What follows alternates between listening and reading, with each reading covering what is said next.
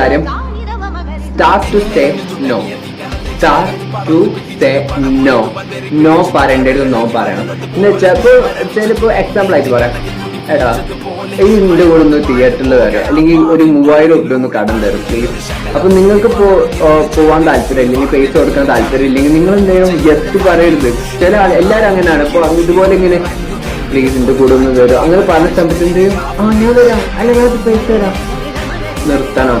നിങ്ങൾക്ക് പറ്റൂലെങ്കിൽ നോ തന്നെ പറയാം. മാന്യമായിട്ട് തന്നെ റെസ്പെക്ട്ഫുൾ ആയിട്ട് തന്നെ പറഞ്ഞു, എടാ എനിക്ക് ഇന്ന് നിന്റെ കൂടെ തിയേറ്ററിൽ വരാൻ പറ്റില്ല, ഏടി ഇന്ത്യയിൽ പൈസ ഇല്ലേടി, അത് ഞാൻ ഇന്ത്യയിൽ പൈസ അല്ലെങ്കിൽ വേറെ ആരും ചോദിച്ചാൽ ഏടി നോട്ട് തരാൻ പറ്റൂല അങ്ങനെ പറയണം. നിങ്ങൾക്ക് പറ്റൂലെങ്കിൽ നിങ്ങൾ നോന്ന് പറഞ്ഞ് പഠിക്കണം. അതാ വേണ്ടിയേ. അല്ലെ മറ്റുള്ളവരുടെ ഇഷ്ടത്തിന് വേണ്ടി നിങ്ങളെ ടൈം നിങ്ങളെ എനർജി ഇങ്ങനെ വേസ്റ്റ് ചെയ്യണേ. മറ്റുള്ളവരുടെ ഇഷ്ടത്തിന് വേണ്ടിയല്ലേ നിങ്ങൾ ജീവിക്കുന്നത്, നിങ്ങൾ നിങ്ങളെ ഇഷ്ടത്തിന് വേണ്ടിയാണ് ജീവിക്കുന്നത്. ഇമാതിരി കാര്യങ്ങൾക്ക് നിങ്ങൾ നോ പറഞ്ഞ് തുടങ്ങണം. അതാ വേണ്ടി നോ പറയണം. നോ പറയേണ്ടടുത്ത് നോ തന്നെ പറയണം. ഒരിക്കലും യെസ് പറഞ്ഞു കൊടുക്കരുത്.